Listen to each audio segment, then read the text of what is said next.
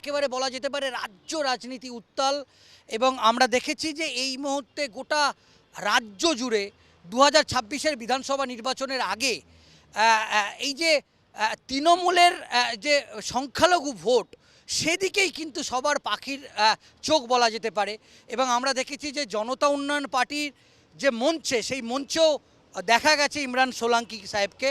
আমরা বিস্তারিতভাবে জানতে চাইব এবং মিমের এ রাজ্যে এখনও পর্যন্ত কি সংগঠন সমস্ত কিছু খোলামেলা প্রশ্নের উত্তর তিনি আমাদেরকে জানাবেন। প্রথমে আজ তাক বাংলায় আপনাকে স্বাগত জানাচ্ছি। প্রথমে আমরা যেটা জানতে চাইছি যে এই মুহূর্তে মিম আমাদের রাজ্যে 2026-এর বিধানসভা নির্বাচনে যে লড়বে তার আপনার পার্টির সম্পর্কে কীরকমভাবে সংগঠন চলছে, কি কাজ চলছে যদি একটু বলেন। আমাদের পার্টি দেখুন, আমি প্রায় 5 বছর থেকে আমাদের সংগঠন চলছে।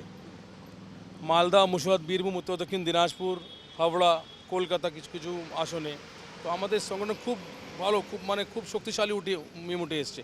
আর মানুষ জনগণ যে দেখেছে মমতা বন্দ্যোপাধ্যায় টিএমসি দল যেরকম সংখ্যালঘু ভোট নিয়ে বিজেপিকে থামার জন্য আমরা ভোট দিয়েছি মমতা বন্দ্যোপাধ্যায়কে, কিন্তু তারপরে আমাদের যখন বিল এসছে ওয়াকফ ভোট বিল পার্লামেন্টে, মমতা বন্দ্যোপাধ্যায় 4 জন এমপি ছিল না।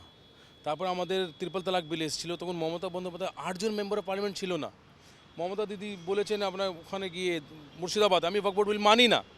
ওনার এমপি থাকছে না পার্লামেন্টে 4 জন, আর এখানে এসে বলছে আমি মানি না। তারপরে 6 দিন বাকি যেহেতু বলছেন তো আপনি উমিদ পোর্টালে আপলোড করুন। তাহলে মানুষ বুঝে গেছে, সংখ্যালঘু বুঝে গেছে যে এখন মমতা বন্দ্যোপাধ্যায় বিজেপি রাজনীতি শুরু করেছে। যেরকম মন্দির করেছে দীঘাতে, আবার নিউটাউন একটা মন্দির করবে। আর নিউটাউন যেখানে মন্দির তৈরি করেছে, যা জমি দিয়েছে তার পাশে একটা মসজিদ বন্ধ করে রেখেছে। কত মিডিয়া চ্যানেল রিপোর্ট করেছে ওর জন্য, কত সংগঠন ওখানে মসজিদ কমিটি খুলতে বলছে কিন্তু খুলছে না। আবার কলকাতা একটা ডক্টরলিন মসজিদ আছে, ওটা বন্ধ করে রেখেছে। তো মানুষ সংখ্যালঘু বুঝে গেছে মমতা বন্দ্যোপাধ্যায় এখন ওদের জন্য কাজ করবে না। বিজেপির থামার জন্য আমরা আমাদের পার্টিকে ভোট দিতে হবে। আসাদুদ্দিন ওয়াইসি সাহেবকে, জেইউপিকে আমরা ভোট দিব। সংখ্যালঘু এটা বেছে নিয়েছে মায়ামকে, কেন আবার এখন আমাদের পিঠ দেওয়ালে ঠেকে গেছে আর আমরা এগিয়ে যেতে হবে।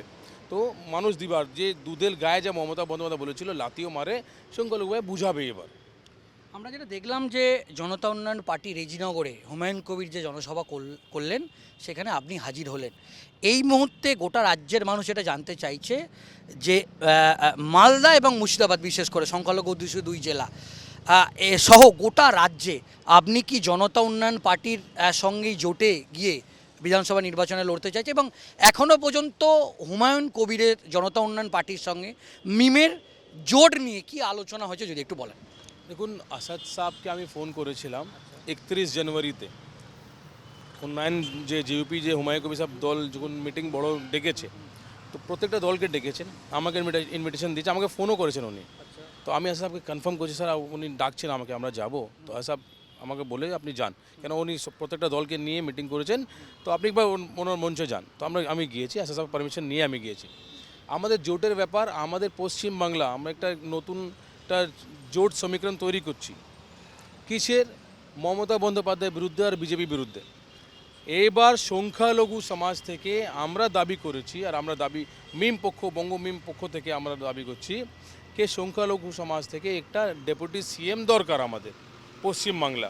তো আমরা কত আসনে লড়বো, কত আসন জয়লাভ করবো সেটা জানি না, কিন্তু হ্যাঁ, যে মুখ্যমন্ত্রী যে কুর্সি হয়, তো কুর্সির 4টে পায়া, যার মধ্যে একজন আমাদের মিম থাকবে। তো আমাদের কথা শুনে চলতে হবে। যেরকম তেলেঙ্গানাতে, হায়দ্রাবাদে আমাদের 7 জন এমএলএ, তো নিজের ক্ষমতা অর্জন করার জন্য আমাদের বিলের বিরুদ্ধে যে কাজ চলছে, মানে যে মমতা বন্দ্যোপাধ্যায় বলছে আমি মানি, তারপর বলছে আপলোড করুন, আমাদের বিলের জন্য কোনো কথা দিচ্ছে না, কিছু বলছে না, চাকরির শিল্প তৈরি করছে না মুর্শিদাবাদ মালদায়। যখন ধুলিয়ানে ওয়াকফ বোর্ড বিল নিয়ে প্রোটেস্টে যখন আমাদের ভাইরা অ্যারেস্ট হয়েছে, 700 জন অ্যারেস্ট হয়েছে। 700 জন দোষী হলেই, যে দোষী তাকে আপনি অ্যারেস্ট করুন। কিন্তু ওখানকার লোকাল যে এমএলএস না, তখন ওদের পরিবারের লোক ওর বাড়িতে গিয়ে জিজ্ঞেস করছে কি আপনি কিছু বলুন, তো বলছে আমার হাতে নেই। তো এরকম পাল্লা নিজের হাত থেকে ঝেড়ে। তো মুর্শিদাবাদ মানুষ এরা পুরো বিভ্রান্ত হয়ে গেছে, মানে আমার আর এর দল লাগবে না, আমরা জিতবো হারবো, বিজেপিকে থামাবার জন্য আমরা ভোট করব, কিন্তু আমরা নিজের দলকে জেতাবো। তো আর আমরা আশাবাদী। আসাদুল সব সঙ্গে আমার কথা চলছে, উনি নিশ্চয়ই আমাকে পাঠিয়েছেন ওখানে ওর মঞ্চে, তো নিশ্চয়ই কোনো না কোনো কথা ওনার মাথায় চলছে। এখন আমাদের জিএচএমসি ইলেকশন চলছে তেলেঙ্গানাতে, লোকাল বডি, ওটা শেষ হওয়ার পরে আমার সঙ্গে কথা হবে ওনার, আর আমরা ইনশাল্লাহ একসঙ্গে বসবো হুমায়ুন কবির সাহেবের সঙ্গে ইনশাল্লাহ।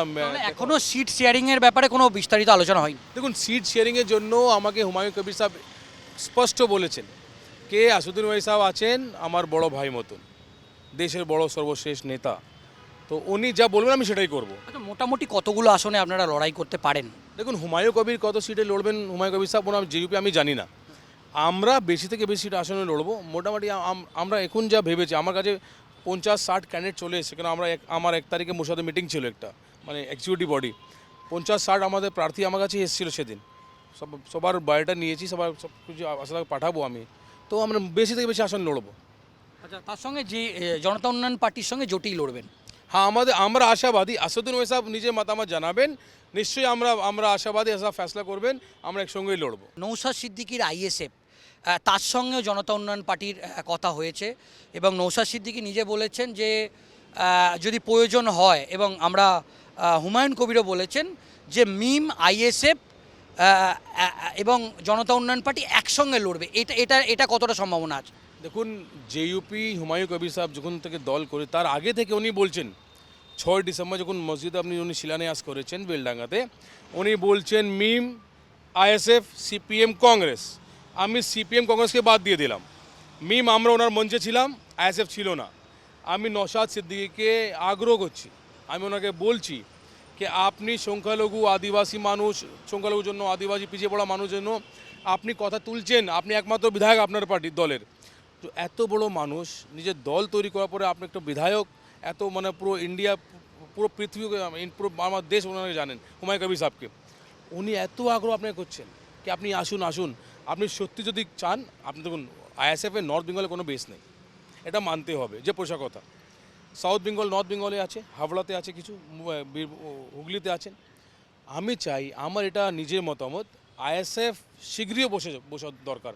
আসাদুদ্দিন ওয়াইসি কত বড় নেতা আছেন, উনি নিজেই আমাকে মানে ফোন করে বলছে আপনি মঞ্চে চলে যান, 31 জেপি মঞ্চে, আর আইএসএফ এখানে থেকে ডেলি ওনার সঙ্গে বৈঠক করছে না, জানি কী সেটিং করছে আমি জানি না, কোথা থেকে সেটিং করছে, কি টিএমসি থেকে সেটিং করছে না, কোথা থেকে সেটিং করছে আমি জানি না, কিন্তু আইএসএফ নওশাদ সিদ্দিকী সাহেব আমি খুব সম্মান করি, আমার ভাই মতন, দাদা মতন যা ভাবুন, কিন্তু ওনার আসা দরকার।